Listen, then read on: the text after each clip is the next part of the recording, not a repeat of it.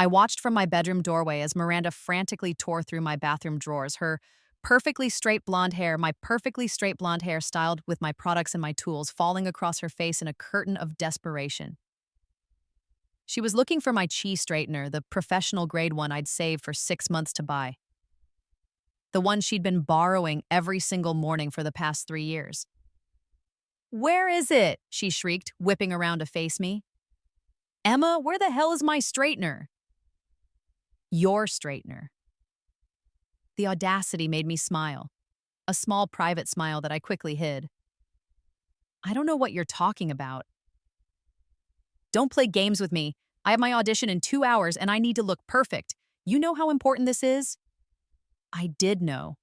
In my previous life, the life that had ended 6 months ago when I collapsed in this very bathroom, my heart giving out at 23 from the stress and the pills Miranda had been secretly mixing into my food to keep me manageable.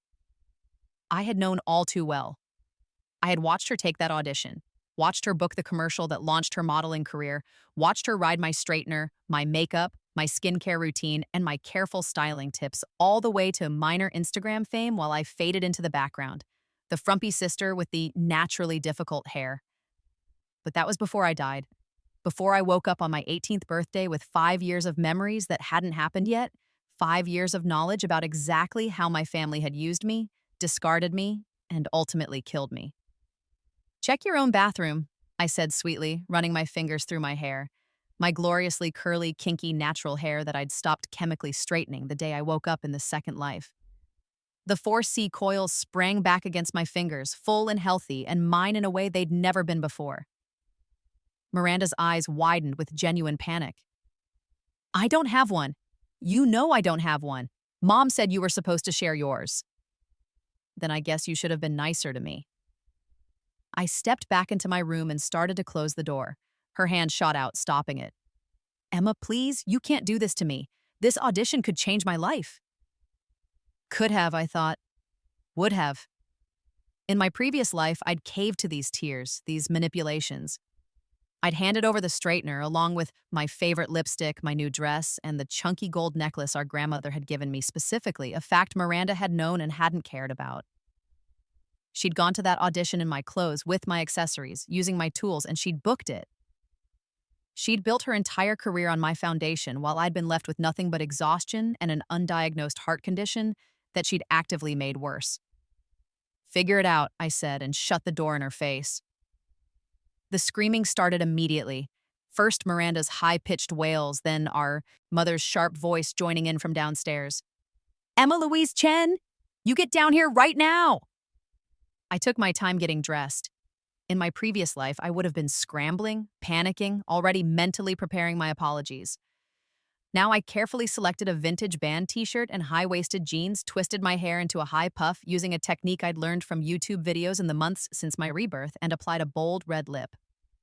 The girl in the mirror looked nothing like the Emma from before, the Emma who'd fried her hair into submission, who'd worn whatever Miranda deemed appropriate for a girl with my body type, who'd made herself small and manageable and forgettable. This Emma took up space. This Emma had plans. When I finally descended the stairs, I found my mother, Susan Chen, standing in the foyer with her arms crossed, her face twisted in that familiar expression of disappointment she reserved exclusively for me. Miranda stood behind her, tears streaming down her face in what I recognized as her damsel in distress performance, the one that had gotten me blamed for everything from broken vases to failed tests throughout our childhood. "Your sister has an important audition today," Mom said, her voice cold, "and you're sabotaging her out of jealousy." "I'm not sabotaging anyone. I just don't want to share my things anymore." "Don't want to," Mom sputtered, her face reddening. "Everything in this house belongs to this family, Emma. You don't get to hoard things out of spite." "Then why doesn't Miranda share her things with me? Why don't you share your things with me?" "That's different." "How?" "Because Miranda actually takes care of her belongings. Because Miranda is going places. She needs these things for her career, while you—" Mom gestured vaguely at me, her lip curling. "You're just going to community college. You're not doing anything important." There it was, The truth that had always lurked beneath every interaction with my mother finally stated plainly. I wasn't important. My things, my needs, my very existence were all secondary to Miranda's dreams. In my previous life, these words had destroyed me. I'd internalized them, believed them, lived down to them. I'd made myself smaller and smaller until there was almost nothing left, until the stress and the secret poisoning had stopped my heart in this very bathroom while I'd been cleaning Miranda's makeup brushes for her big portfolio shoot. Now, they just made me angry. A cold, focused anger that had been building since the moment I'd woken up in my teenage body with the knowledge of how my story ended. Fine, I said calmly, but then I'll be moving out. The silence that followed was deafening. Mom's face went from red to white. Miranda stopped crying mid-sob, her mouth falling open in genuine shock. Moving out? Mom laughed, but it sounded nervous. Don't be ridiculous. You can't afford to move out. You don't even have a job. I start at Rosewoods on Monday, full-time. They're paying for my cosmetology license training, too. This was true. In my previous life, I'd worked at Rosewoods, a high-end salon in downtown Seattle, but I hadn't started until I was 20. I discovered I had a natural talent for working with textured hair, particularly the kinds of coils and curls that most stylists at expensive salons didn't know how to handle. I'd built a small but devoted client base, women who would book appointments months in advance to see me specifically. But I'd never been able to fully capitalize on it because Miranda had needed a personal hair assistant for her modeling work, and Mom had insisted I prioritize family. This time, I'd applied the day after my rebirth, used the knowledge I'd gained in those future 5 years to ace the technical interview, and made it clear I wouldn't be available for family emergencies. The owner, a sharp-eyed black woman named Diana who'd mentored me in my previous life, had hired me on the spot. You applied without asking me? Mom's voice had gone dangerously quiet. I'm 18, I don't need to ask permission. You absolutely do while you're living under my roof. I provide everything for you. You provide a bedroom and meals that Miranda picks because she's training for her modeling career. You provide a bathroom that I have to share with her even though she has her own because she needs the better lighting in mine. You provide criticism and disappointment and the constant reminder that I'm the family burden. My voice stayed calm, factual. I'm done being grateful for less than the minimum. How dare you? Mom took a step toward me, her hand raised, and I saw Miranda's eyes light up with malicious glee. This was the part where I was supposed to cower, to apologize, to beg for forgiveness. Instead, I pulled out my phone and held it up, camera facing forward. Please do. I'd love to have documentation for my CPS report. Mom froze, her hand still in the air. CPS report? Did you think I didn't notice the bruises? The times Miranda accidentally pushed me down the stairs? The way Dad held my college fund hostage until I learned to be a team player? I'd been documenting everything since my rebirth, taking photos of every bruise, every snide comment and texts, every instance of financial manipulation. Or how about the fact that Miranda's been stealing my ADHD medication to use as a study drug? That's a felony, by the way. That last part was a bluff, sort of. I'd never been diagnosed with ADHD in my previous life, but in this one, I'd pursued testing immediately and gotten on medication. Sure enough, Miranda had started pilfering pills within a week. I'd been secretly replacing them with placebos and hiding the real ones, but I had enough documentation to make the accusation stick. Miranda's face had gone gray. I didn't. The pharmacy keeps records, Miranda. They know exactly how often I've had to refill my prescription early. Another bluff, but a believable one. They also know that I reported the theft to them, which means they've filed their own documentation. You wouldn't actually report us, Mom said, but she'd lowered her hand. We're your family. You're my abusers. The word hung in the air like a bomb. And in 2 weeks, when I move into the apartment I've already put a deposit on, you're going to become my estranged abusers. The kind I tell funny stories about at parties. Can you believe my sister used to steal my hair straightener every single day and then scream at me when I stopped letting her? That kind of thing. I turned and walked back upstairs, my heart pounding but my steps steady. Behind me, I could hear Mom trying to figure out what had just happened, hear Miranda's gulping sobs turning real as the implications sank in. Let them panic. Let them wonder.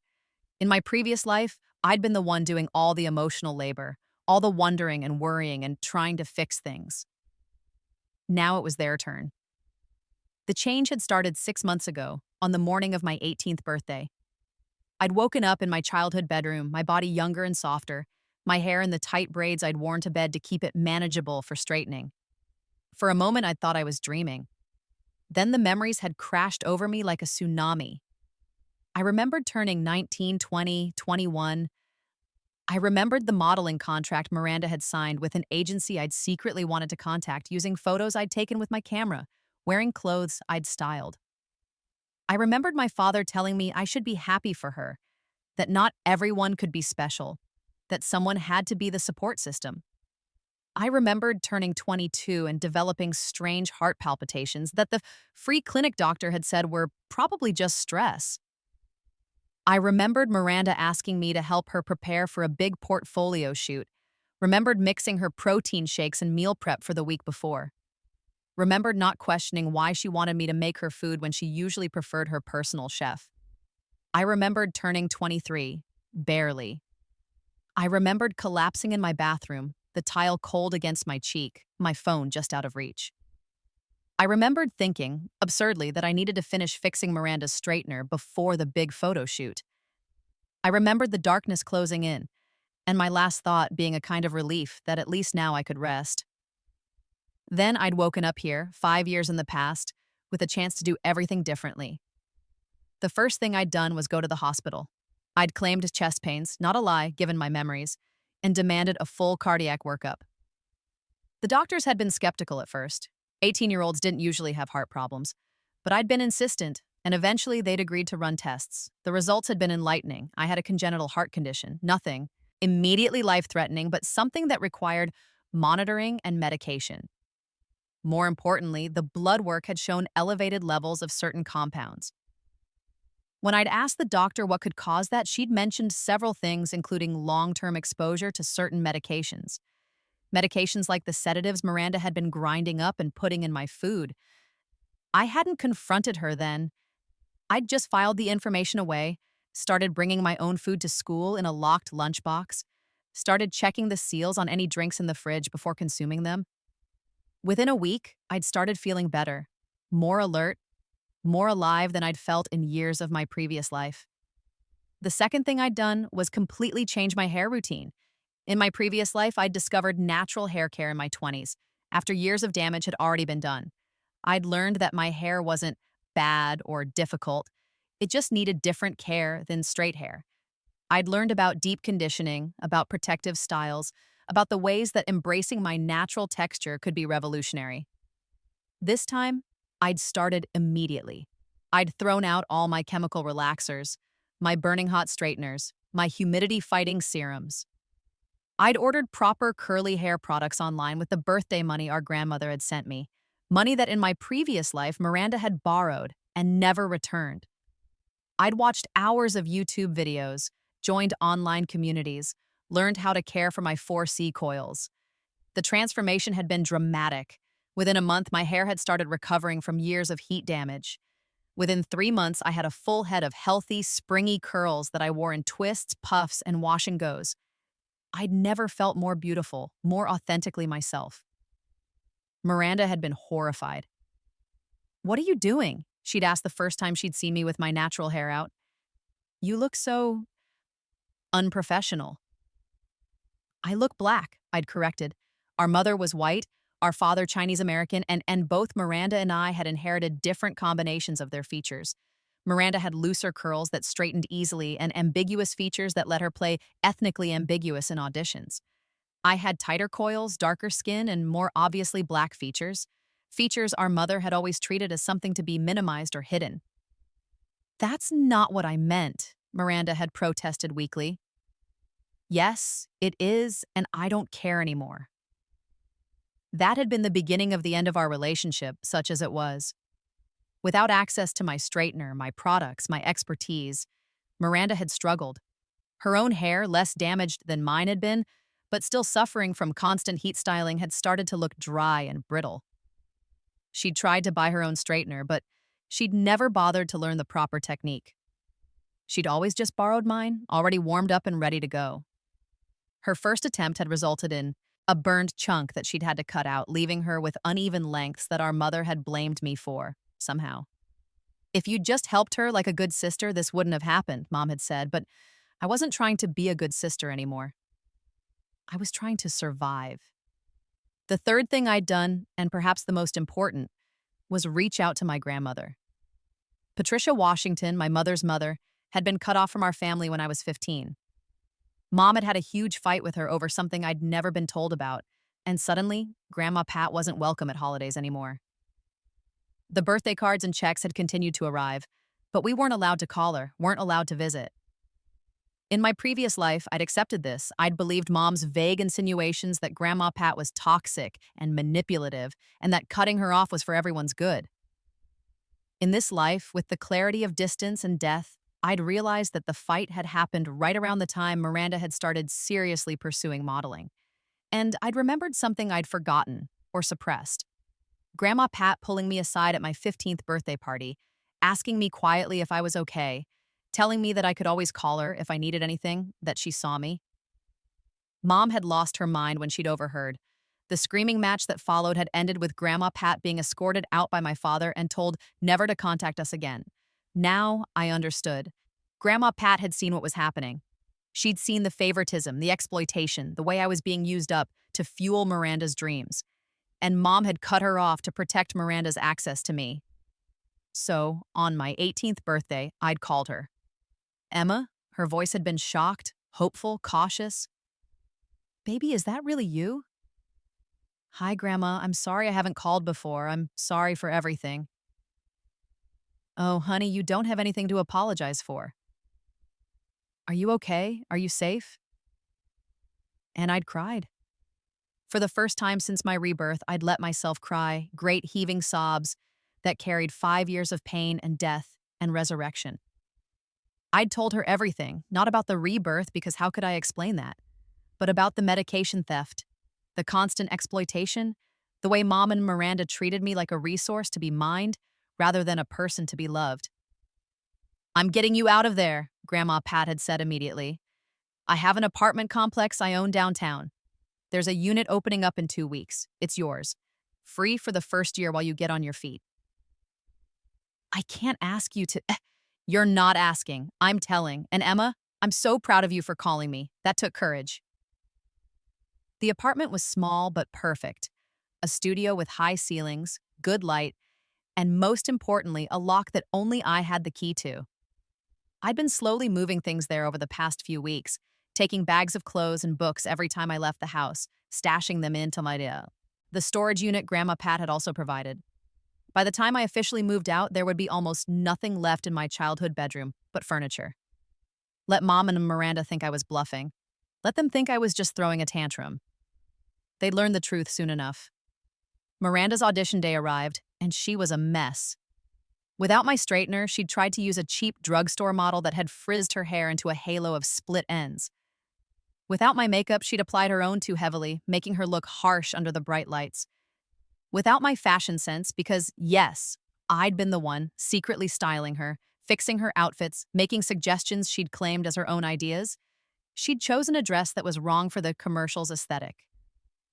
I knew all this because in my previous life, I'd been there. I'd helped her prepare, watched her succeed, celebrated with her while pushing down my own disappointment. This time, I was at work.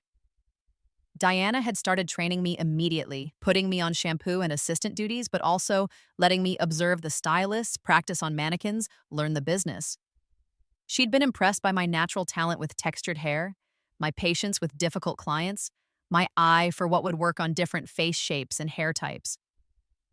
"You've got something special, Emma," she'd told me during my second week. "Most people have to work for years to develop the kind of intuition you have. You really sure you've never done this professionally?" "Just on myself," I'd said, which was technically true. And I watch a lot of YouTube.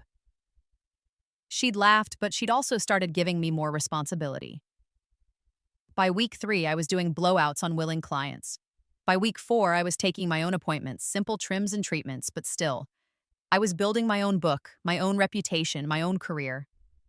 The day of Miranda's audition, I was working with a woman named Jasmine, who had hair almost identical to mine. Tight 4C coils that she'd been relaxing for years and now wanted to transition to natural. It was a long appointment requiring deep conditioning treatments, protein masks, and a careful trimming of the damaged ends. We talked throughout about her journey to self-acceptance, about the pressure to conform to Eurocentric beauty standards, about reclaiming her natural beauty. My daughter's been asking when she can get a relaxer, Jasmine told me quietly as I sectioned her hair for a twist out. She's only 8, but she already thinks her hair is ugly. I don't know how to help her love herself when I'm still learning to love myself. Bring her in, I said immediately. I'll do a mommy and me styling session, free of charge. Let her see you embracing your hair and show her how beautiful hers can be too. Jasmine's eyes had filled with tears. Really? Really. Every little girl deserves to see herself as beautiful exactly as she is. The words resonated in my chest, in that hollow place where my younger self still lived. The girl who'd burned her hair straight because her mother had said it was more professional. The girl who'd starved herself trying to fit into Miranda's sample-size hand-me-downs because buying her own clothes was wasteful. The girl who'd erased herself piece by piece until there was nothing left but a ghost. That girl deserved a better. This girl, this Emma, alive and angry and free, was going to make sure she got it. I came home that evening to find Mom and Miranda waiting for me in the living room. The air was thick with tension, and I could see from Miranda's red-rimmed eyes that the audition had not gone well. You, Mom said, her voice shaking with rage. You did this on purpose. Did what? Don't play innocent. You knew how important that audition was, and you sabotaged your sister. I went to work. That's not sabotage, that's having a job. You've been undermining her for weeks, refusing to help with her portfolio, refusing to share your things, filling her head with doubts about her abilities. I haven't talked to Miranda about her abilities at all. I've barely talked to Miranda, period. Exactly! Mom stood up, her face mottled with anger. You've been freezing her out, making her anxious, destroying her confidence. Or, I interrupted calmly, Miranda's confidence was always built on stolen foundation, and now that she has to stand on her own, she's realizing she doesn't know how. The silence that followed was arctic. Miranda made a small, wounded noise, like an animal in a trap. Mom looked like she wanted to hit me. Get out, Mom said quietly. What? Get out of my house. If you're going to be a selfish, jealous little bitch who can't support her family, then you can leave. Tonight, I felt a surge of pure vindictive joy. Fine. Fine? Mom blinked, clearly having expected me to crumble, to apologize, to beg. Fine, I'll go get my things. I turned and headed upstairs, pulling out my phone as I went. A quick text to Grandma Pat. Can you come get me? It's time. The response was immediate. On my way. In my bedroom, I grabbed the 2 suitcases I'd already packed and hidden in my closet. Everything else was already gone, moved out piece by piece over the past weeks. I did a final sweep, making sure I hadn't left anything important, and felt a strange lightness in my chest. This was it, the final break. The moment I stepped out of this house, I stepped out of this family forever. I carried my suitcases downstairs to find Mom and Miranda both standing in the foyer, apparently having expected me to come back with my tail between my legs. Instead, they found me with packed bags and a smile. You're really leaving, Miranda said. And for the first time, she sounded genuinely upset rather than manipulative. Emma, come on, this is crazy. Where are you even going to go? That's not your problem anymore. You can't survive on your own, Mom said, but there was a hint of uncertainty in her voice now. You'll come crawling back within a week. No, I won't. A car horn honked outside. Grandma Pat's silver Mercedes right on time. Mom's face went pale. You called her. You actually called her. I did. Months ago, actually. We've been talking regularly. She's excited to have me stay with her. This wasn't strictly true. I was moving into the apartment, not Grandma Pat's house, but the implication was enough. That woman is poisonous. That woman is kind. That woman sees me as a person, not a resource. That woman loves me unconditionally, which is more than I can say for you. I picked up my suitcases and headed for the door. Mom moved to block my path, but I just looked at her steadily, my phone in my hand, camera ready. After a moment, she stepped aside. You're making a huge mistake, she said. The only mistake I made was staying this long. I walked out into the cool evening air where Grandma Pat was waiting by her car, her arms already open. I fell into her embrace and let myself be held, let myself be seen, let myself be loved. Behind me, I heard Mom call out, "Don't expect us to take you back when this all falls apart." I didn't even turn around. I won't. The next 3 months were a blur of work, learning, and healing. I threw myself into my job at Rosewood, soaking up everything Diana could teach me. I practiced on mannequins until my hands cramped, studied technique videos until I could see them in my sleep, worked with every client Diana would assign me until I could diagnose hair health and recommend treatments with confidence. My natural hair became my calling card. Clients would come in and see me with my full, healthy coils and ask how I'd achieved such beautiful hair. I'd show them, teach them, help them on their own natural hair journeys. Word spread. The young Black stylist at Rosewoods who actually knew how to work with textured hair, who could transform damaged coils into healthy curls, who made natural hair feel like a celebration rather than a burden. My booking calendar filled up. Diana started letting me take more complex appointments. By month 2, I had regular clients who specifically requested me. By month 3, I was bringing in enough money to start paying rent on my apartment. Grandma Pat had refused at first. The first year is free, baby. That's what I promised. And you've done so much for me already. Let me contribute. Let me take care of myself. She'd relented, but only after I'd agreed to let her cover utilities and keep a spare key for emergencies. It was a compromise I could live with. I also started therapy, real therapy, with a therapist who specialized in family trauma and estrangement. Dr. Morrison was a middle-aged Black woman with kind eyes and a no-nonsense approach to healing. Tell me about your family, she'd said during our first session. And I had. Not about the rebirth. I couldn't explain that, without sounding delusional, but about the patterns of abuse, the exploitation, the way I'd been systematically devalued and used. I talked about Miranda's theft and Mom's favoritism and Dad's financial manipulation. I talked about the medication in my food, the constant gaslighting, the way they'd made me believe I was the problem. You survived, Dr. Morrison had said simply. And now you're thriving. That's not luck, Emma, that's strength. I'd cried in her office more times than I could count, processing years of trauma, mourning the childhood I'd never had, grieving the relationship with my family that had never really existed. But slowly, I started to heal. Miranda tried to contact me exactly once during those 3 months. A text message sent at 2 a.m. I need your help with something. Can you call me? I'd stared at the message for a long time, remembering all the times I'd dropped everything to help her, all the nights I'd stayed up styling her hair or editing her photos or listening to her practice her audition lines, all the ways I'd poured myself out for her while she'd taken and taken and taken. Then I'd deleted the message and blocked her number. The next contact came from Mom a month later. An email sent from her work address because I'd blocked her personal one. Emma, I think we need to talk. Miranda is really struggling without your support, and I think you need to examine your priorities.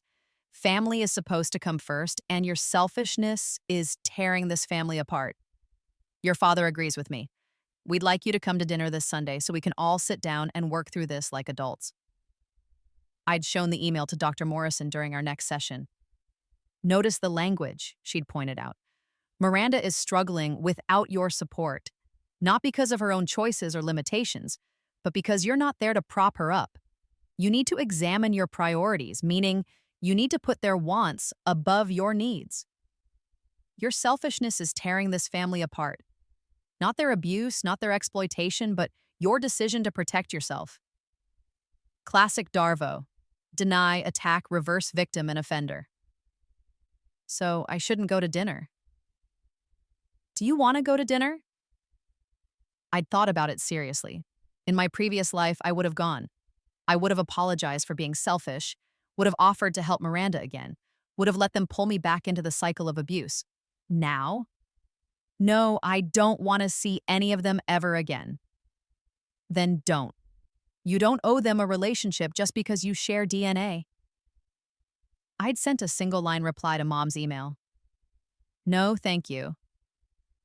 Then I'd blocked her work address too.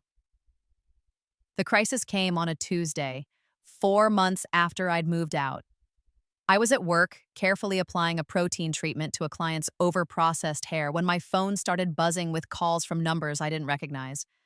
I ignored them and finished the treatment, rinsing and nial, conditioning and giving my client care instructions for maintaining her hair health at home. As soon as she left, I checked my phone. 7 missed calls, all from 206 numbers, 3 voicemails. My stomach knotted with anxiety as I listened to the first one. Hi, this is Sarah Brennan from Seattle Grace Hospital. We have a Susan Chen here who lists you as her emergency contact. She's been in an accident and I deleted the voicemail without listening to the rest. Mom had never listed me as her emergency contact in my previous life. The fact that she'd done it now was just another attempt at manipulation, another way to force me back into the family drama. The second voicemail was from Miranda's phone, but it wasn't Miranda's voice.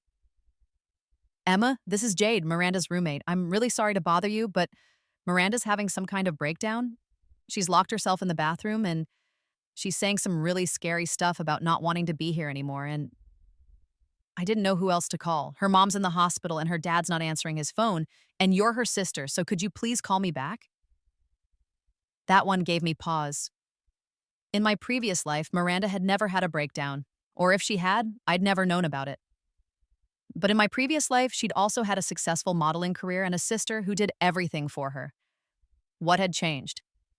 The third voicemail answered that question. It was from a number I recognized, the modeling agency Miranda had signed with in my previous life. Ms. Chen, this is Robert Castillo from Apex Models. We're calling to inform you that we've decided not to renew Miranda Chen's contract. Her portfolio isn't developing the way we'd hoped, and frankly, she's been difficult to work with. Several photographers have complained about her lack of preparation and professionalism. We wish her the best in her future endeavors. Oh. Without me to smooth the way, to prepare her, to literally style her for success, Miranda had failed. The career that had been built on my foundation had crumbled without me there to maintain it. And apparently, she'd crumbled with it. I should have felt vindicated. I should have felt satisfied that karma had finally caught up with her. Instead, I just felt tired. I called Jade back. The roommate answered on the first ring, sounding frantic. Emma? Oh, thank God. Miranda's been in there for 3 hours and I can hear her crying, but she won't answer me and I'm really scared. Call 911, I said. Tell them you have a roommate threatening self-harm. They'll send a crisis team. But shouldn't you? You're her sister. I'm her estranged sister who she abused for years. I'm not equipped to help her, and my presence would probably make things worse. Call 911. They can get her to a hospital where she can get actual help. But, Jade, I know this seems cold, but trust me. Miranda needs professional help, not family members she's manipulated and hurt. Call 911. I hung up before she could argue further, then immediately called Dr. Morrison's emergency line. Emma, what's going on? I will explain the situation, the hospital calls, the breakdown, the career falling apart. And I feel guilty. Why do I feel guilty? I didn't do anything wrong. Because you were trained to feel responsible for their emotions. You were conditioned to believe that their well-being was your job. But Emma, listen to me. You are not responsible for your mother's accident. You are not responsible for Miranda's breakdown. You are not responsible for her failed career. Those are consequences of their own choices, not your choices. But if I just helped her, then she'd still be using you and you'd still be dying inside. You made the right choice. You saved yourself. That's not something to feel guilty about. I took a shaky breath. Okay, okay. Do you need to come in for an emergency session? No, I think I just needed to hear that. Thank you. After we hung up, I went back to work. I had 3 more clients that afternoon, and they all deserved my full attention and best work. My family's crisis was not my emergency. But that night, alone in my apartment, I let myself cry. Not for Miranda, not really, but for the sister I'd wished I'd had, the family I deserved, the childhood that had been stolen from me. I mourned the relationship that had never existed, the love that had never been real, the fantasy I'd clung to for so long. Then I washed my face, deep conditioned my hair, and went to bed. Tomorrow was a new day, and I had a client booked at 9 who'd been growing out her natural hair for 6 months and was ready for her first professional cut. She trusted me with her hair journey, and I was going to make her feel beautiful. The full story came out over the next few weeks, filtered through Grandma Pat's network of friends and former neighbors. Apparently, Mom had been driving to my work, stalking me essentially, when she'd run a red light and gotten T-boned by another car. She'd broken her leg and had a concussion. Nothing life-threatening, but enough to require a hospital stay and surgery. Dad had been out of state on a business trip and hadn't been able to get back immediately. Miranda, already spiraling from her agency dropping her, had completely fallen apart. She'd been hospitalized for 72-hour psychiatric hold, then transferred to a month-long treatment program. Without me there to hold everything together, the family had disintegrated like a sandcastle at high tide. Dad tried to call me once, about 2 weeks into Mom's recovery. I'd almost answered, old habits dying hard, but then I'd remembered. In my previous life, Dad had drained my college fund to pay for Miranda's modeling portfolio, then told me I should be grateful he was investing in the family's future. He'd never apologized, never paid me back, never acknowledged that he'd stolen from me. I let the call go to voicemail. Emma, it's your father. I know you and your mother had a disagreement, but this has gone too far. She's in the hospital, your sister's in treatment, and you're just… What? Living your best life? Ignoring your family? That's not how we raised you. Call me back. We need to talk about your responsibilities. I saved the voicemail just in case I ever needed evidence of his manipulation, then blocked his number too. My responsibilities, as if I owed them anything, as if they hadn't spent years treating me like an appliance, useful when working, disposable when broken. 6 months after I'd moved out, Diana called me into her office. I have a proposition for you. I sat down, trying not to show my nervousness. Was I being fired? Had I done something wrong? I've been watching you work, Diana continued, and I think you're ready for the next step. I want to sponsor your full cosmetology license, not just the basic one, the advanced one. I'll cover the cost of classes and testing, and in exchange, you commit to working at Rosewoods for at least 2 years after you're licensed. I stared at her. Are you serious? Completely. You have a gift, Emma. You're not just technically skilled, you understand hair on a fundamental level. You know how to make people feel beautiful, how to boost their confidence, how to help them see themselves differently. That's not something you can teach. That's just who you are. I don't know what to say. Say yes, and start classes next month. So I did. I enrolled in the Advanced Cosmetology program at Seattle Beauty Institute, juggling classes with my work schedule. It was exhausting, demanding, and absolutely exhilarating.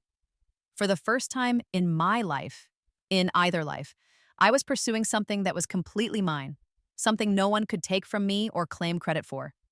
I learned advanced color theory, specialized cutting techniques, chemical treatments, and business management. I learned how to run a salon, manage inventory, market services, build a brand. I learned how to be not just a stylist, but a professional, an entrepreneur, a business owner.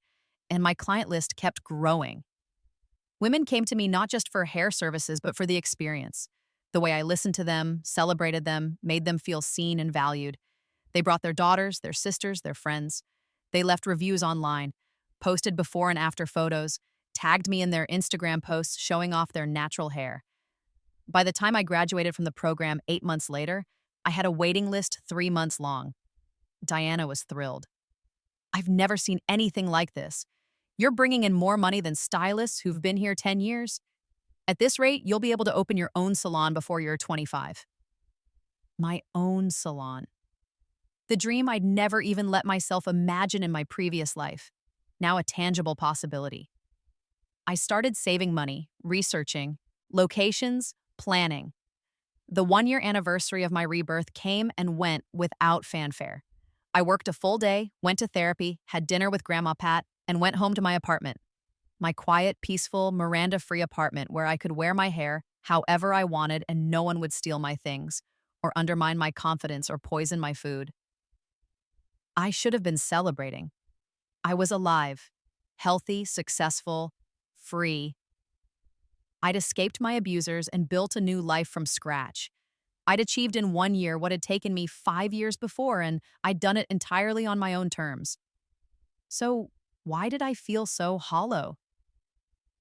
Survivor's guilt, Dr. Morrison told me when I brought it up in our next session.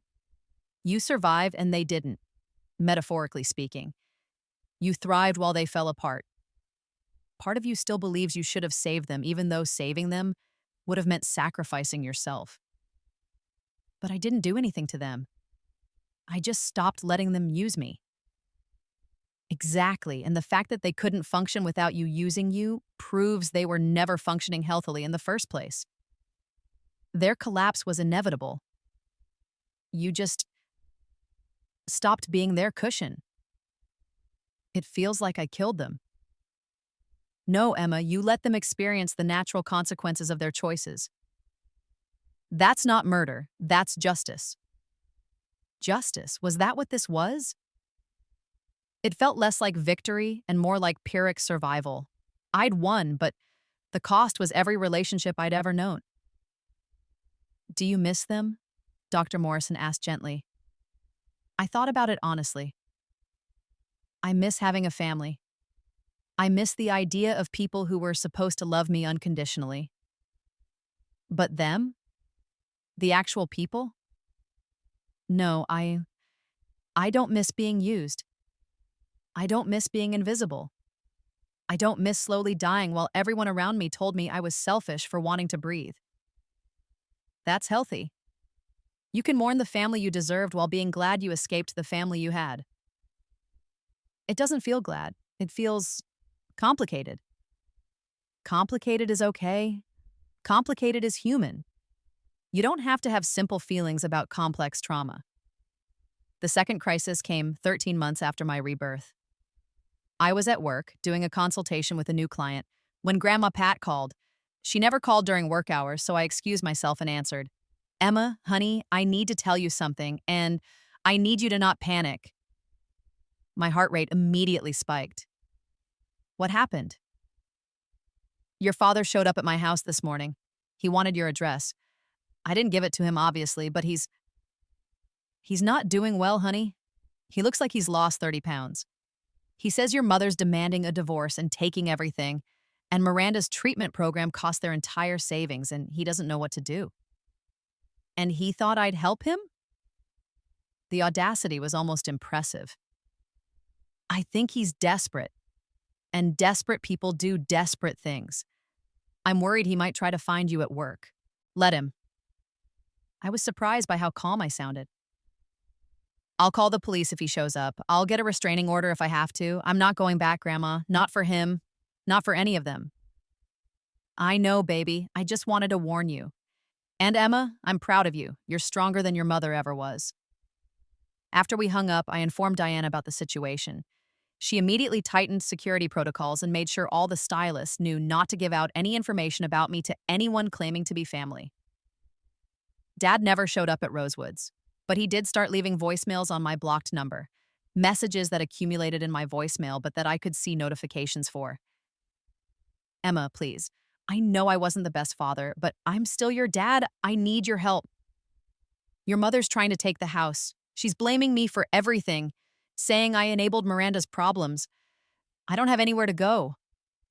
I'm sorry, okay? I'm sorry for taking your college fund. I'm sorry for not protecting you. I'm sorry for everything. Please just call me back. I saw your Instagram. You look successful. You look happy. I'm glad you're doing well. I wish I'd supported you the way I supported your sister. I wish I'd seen what was happening. I'm sorry it took losing everything for me to realize what I had. The last voicemail came 3 days after the first. I understand if you don't want to talk to me. I understand if you hate me. I just wanted you to know that I'm proud of you. You got out. You saved yourself. I wish I'd been strong enough to do the same. I listened to them all once, then saved them and moved on. I felt a flicker of pity for him. Genuine pity, not the obligation that had ruled my previous life, but not enough to break my boundaries. Dad had made his choices. He'd chosen Miranda over me, Mom's approval over my welfare, his own comfort over my safety. Now he was facing the consequences. That wasn't my fault, and it wasn't my responsibility to fix. The breakthrough came at 18 months. I'd just finished a particularly challenging color correction on a client who'd fried her hair with box dye, and I was cleaning up my station when Diana approached me. Emma, can we talk? We went to her office and she pulled out a folder. I have a business proposition for you, and before you say anything, just hear me out. She slid the folder across the desk. Inside were financial projections, market analyses, and architectural drawings of a beautiful, sunlit salon space. I'm opening a second location, Diana said. Something more specialized, focused entirely on textured hair care and natural hair education. I want you to manage it. I stared at the drawings, my mind racing. Manage it? Run it. Choose your own staff, set your own policies, design your own services. I'll provide the capital and business infrastructure. You provide the vision and expertise. We split profits 60-40, my favor for the first 3 years, then 50-50 after that. Diana, I'm only 19. I've been licensed for less than a year, and you have a 3-month waiting list and clients who fly in from other states specifically to see you. You have a gift, Emma. More than that, you have a message. You help people see themselves as beautiful. You help them reclaim parts of themselves they were taught to hide or hate. That's not just business, that's ministry. I looked at the drawings again, imagining it. A space dedicated entirely to natural hair, where women like me could come and feel celebrated instead of tolerated. Where little girls could grow up seeing their hair as beautiful instead of problematic. A space where the Emma I'd been in my first life could have gone and learned that she didn't need to change herself to be worthy. I want in, I said, but I want more than management. I want partnership, true partnership. I want my name on the paperwork. Diana grinned. I was hoping you'd say that. 50-50 from day one and your name on everything. Welcome to entrepreneurship, Emma Chen. We shook hands, and I felt something shift inside me. This was it. This was the life I'd died for, the future I'd been reborn to claim. Not just survival, but thriving. Not just escape, but triumph. I was 23 when I died the first time, believing I was worthless and forgettable. At 19, the second time around, I was a business owner with a vision and a future. Take that, Miranda, the salon. Crowned Natural Hair Studio, Tekai, we named it. Opened 6 months later, right before my 20th birthday. The launch party was everything I dreamed, full of clients, colleagues, friends from the natural hair community, and Grandma Pat beaming with pride in the front row. Diana gave a speech about vision and courage. I gave a speech about reclaiming beauty standards and celebrating natural texture. We cut a ribbon, popped champagne, and I cried happy tears for the first time in either life. The space was perfect. Large windows flooded the salon with natural light. The walls were covered in photos of Black women with natural hair in all its glory. Locks, twists, braids, afros, coils, curls. The product lines we carried were all Black-owned, focused on hair health rather than chemical straightening. The stylists I'd hired were all specialists in textured hair, passionate about natural beauty and education. And in the corner, mounted in a gold frame, was my mission statement. Every woman deserves to feel beautiful exactly as she is. Your hair is not a problem to be solved, it's a crown to be celebrated. Welcome home. People started arriving immediately. Some were my existing clients excited about the new space. Others were women who'd been searching for years for a salon that truly understood textured hair. Mothers brought their daughters for their first professional styling, wanting them to grow up with positive hair experiences. The local news did a feature on us, highlighting the natural hair movement and the importance of representation in the beauty industry. The piece went viral. Within a month, we were booked solid for 3 months out. I was 20 years old, a business owner, financially independent, and genuinely happy. I'd built this life from nothing but knowledge and determination, and no one could take it from me. The final confrontation came on my 21st birthday. I was at Crowned doing a consultation with a teenage client and her mother when the door chimed and Miranda walked in. I'd seen her a few times over the past years, glimpses on social media, always carefully staged and filtered, her life appearing glamorous from a distance. But seeing her in person, in my space, was jarring. She looked terrible. Her hair, once her pride, was thin and damaged, pulled back in a messy bun. She'd lost weight, but not in a healthy way. She looked gaunt, exhausted, defeated. Her clothes were expensive but ill-fitting, like she'd borrowed them from someone else's life. "Emma," she said, her voice small.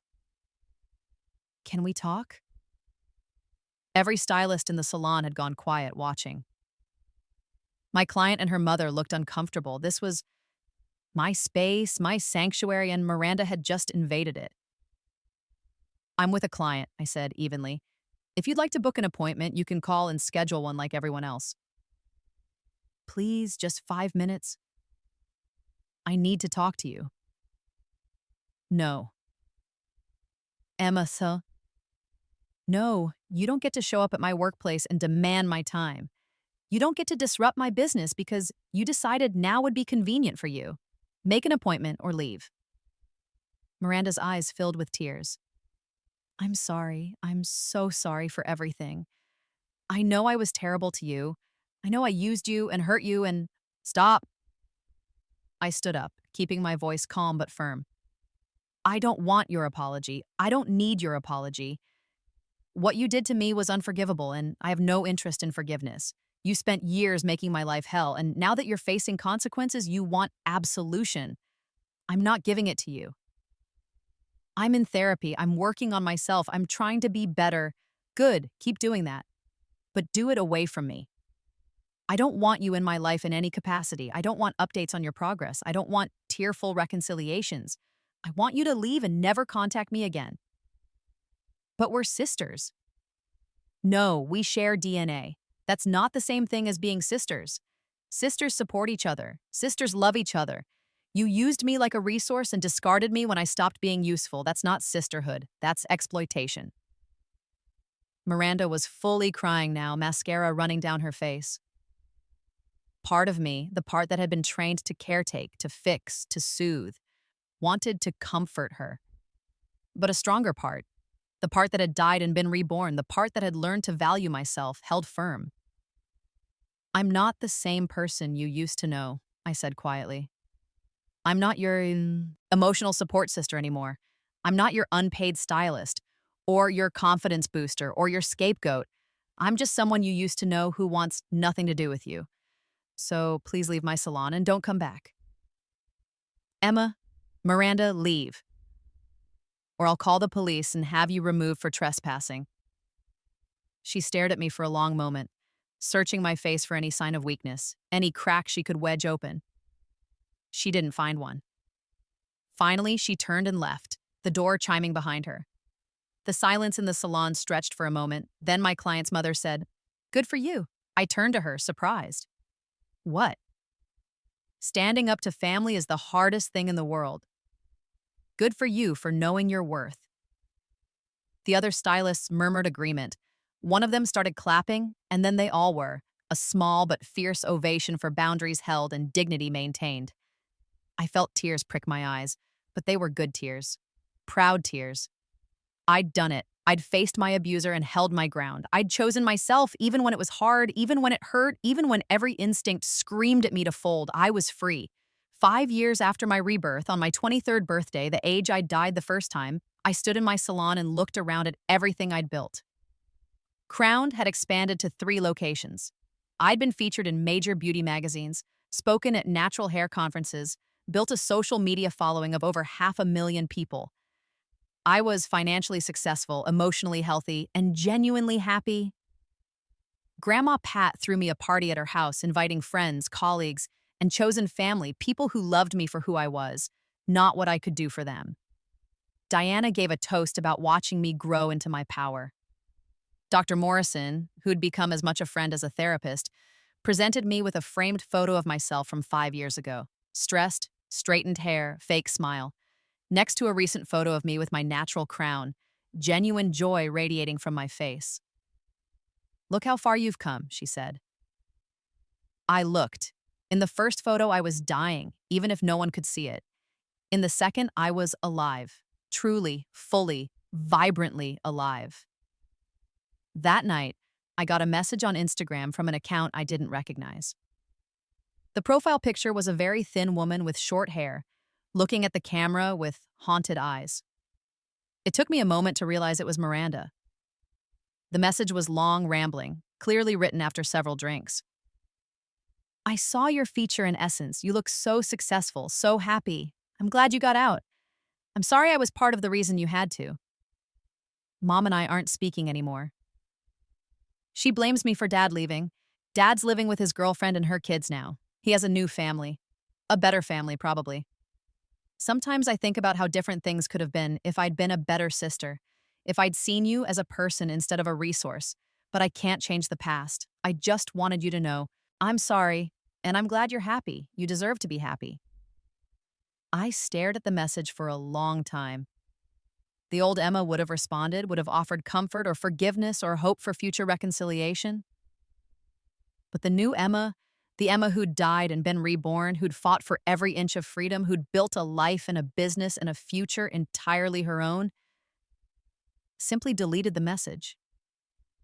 Some things were too broken to fix. Some relationships were too toxic to salvage. And that was okay. I didn't need Miranda's redemption arc to have my happy ending. I already had it. Years later, when people ask me about my family, I tell them about Grandma Pat, who gave me a home when I needed one. I tell them about Diana, who believed in me when I was nobody. I tell them about Dr. Morrison, who helped me heal from wounds I'd thought were fatal. I tell them about the stylists at Crowned, my chosen sisters who celebrate each other's successes and support each other through struggles. And when they ask about my parents, my sister, I simply say, we're estranged. It was the healthiest choice for everyone. Most people don't push.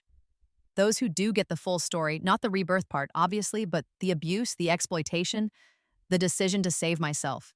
And every time I tell it, I'm struck by how many people have similar stories, how many women have family members who used them, diminished them, tried to keep them small. "What did you do?" they ask. "How did you get out?" And I tell them, I stopped setting myself on fire to keep them warm. I stopped believing their version of who I was. I stopped accepting crumbs and started demanding the whole feast. I chose myself even when it was hard, especially when it was hard. "But don't you miss them?" they ask. "Don't you wish things had been different?" Every day, I admit. I miss the family I deserved, but I don't miss the family I had. And I refuse to spend my life mourning what never was. My 25th birthday arrives, and I'm opening my 4th salon location, this one in Los Angeles.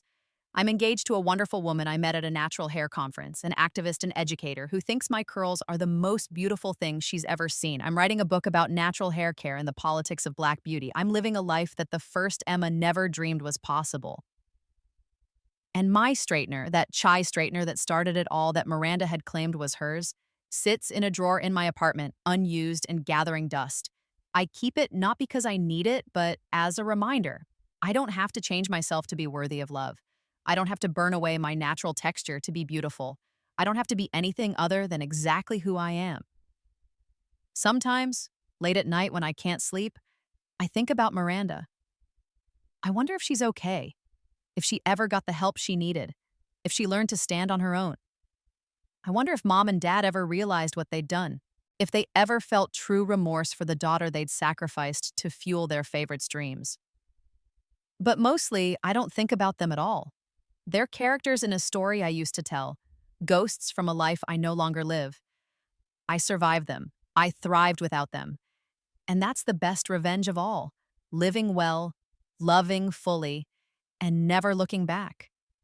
The straightener stays in the drawer. My curls remain free, and I remain, against all odds and expectations, gloriously, defiantly, completely myself.